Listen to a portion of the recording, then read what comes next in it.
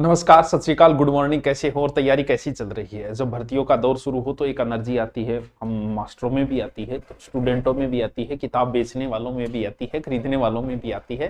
क्योंकि भर्तियां आती रहे तो व्यक्ति को पढ़ने का मन करता है। अगर बार बार पेपर आउट हो रहे हैं, भर्तियां नहीं आ रही है तो थोड़ा सा निरस्ता आ जाती है।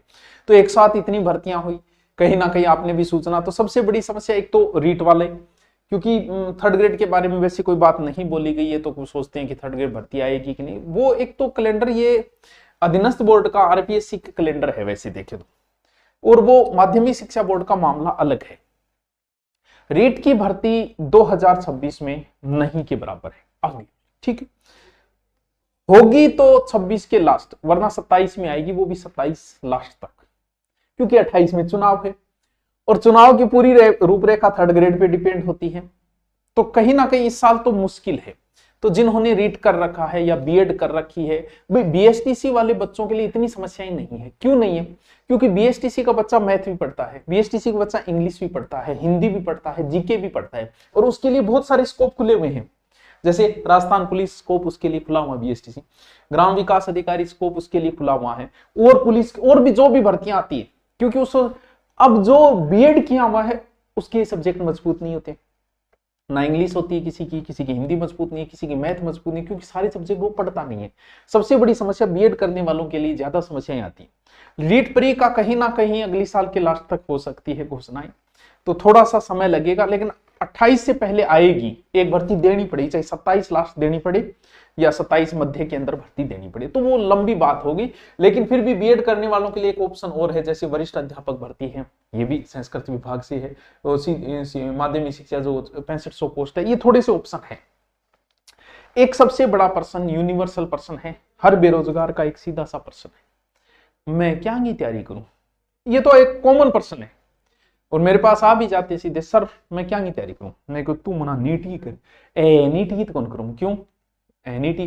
तो भाई तू मुझसे क्यों पूछ रहा है? ये अपने आप से पूछो, क्योंकि तुम्हारे बारे में तुमसे ज्यादा कोई नहीं जानता।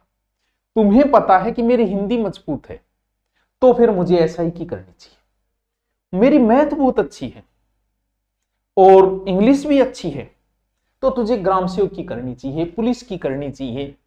ये आपके ऊपर डिपेंड है, क्योंकि आपको कौन सा सब, राजस्थान के सभी भर्तियों के 80% सिलेबस सेम है।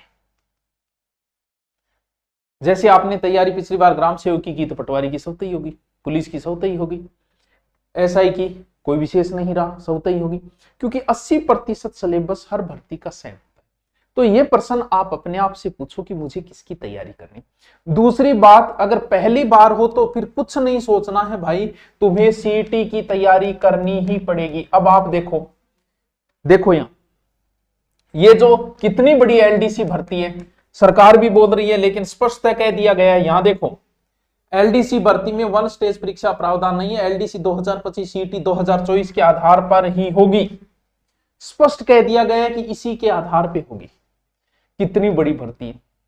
जो सीईटी पास आउट थे 10,000 तो पुलिस में लग गई, कुछ पटवारी ग्राम सेवक में लग गई। अब जो बच्चे हैं, थोड़े बहुत बच्चे हैं जो पढ़ने वाले, ऐसे तो बहुत बच्चे हैं, वो इस एलडीसी में सिलेक्टेड हो जाएंगे। तो सीईटी भर्ती कितनी महत्वपूर्ण है ये आप सोच सकते हो। आगे जो भी भर्तियां आएगी, आप बताओ 2024 जिन्होंने सीईटी पास किया उन्होंने मजे लिए, 25 की सब भर्तियां देखी, और यहां तक कि 26 की भर्तियां भी देख रहे हैं।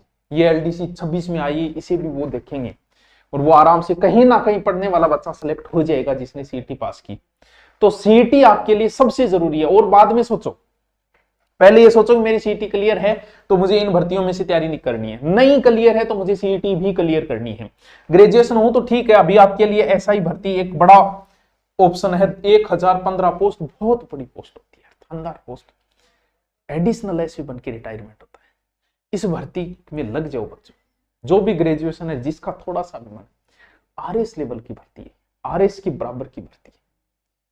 भाई आरएस में आप डिप्टी बने तो भी कहां तक पहुंचोगे? डिप्टी बन के एडिशनल एसपी, एसपी तो 10% पहुंच पाते हैं, वो 55 के बाद। यहाँ एसआई भी एडिशनल एसपी तक पहुंचेगा। कितनी बड़ी भर्ती है। इस भर्ती में जी जान रख दो। अप्रैल में एग्जाम है, तुम्हें हिंदी पढ़नी है। यूट्यूब पे मेरी हिंदी 3 बार कराई है, तुम्हें कोर्स में पढ़नी है, क्योंकि कोर्स में कुछ चीजें जैसे परायवाची है, पारिभाषिक है, ये भी हमने करवाए हैं। कोर्स में पढ़ना है तो स्पेशल हिंदी का कोर्स लेके पढ़ लो, लेकिन इस ऐसा ही भर्ती को मत जाने तो, बड़ी भर्ती है, उप निरीक्षक का बहुत ऊंची पोस्ट है ये। अब ये इसमें करो, वरना फिर सीईटी की तैयारी करो, और कोई ऑप्शन नहीं है आपके पास। तो सीईटी सबसे महत्वपूर्ण है। हम सीईटी के बेंच जो लेने जा रहे हैं वो लंबे बेंच लेने जा रहे हैं,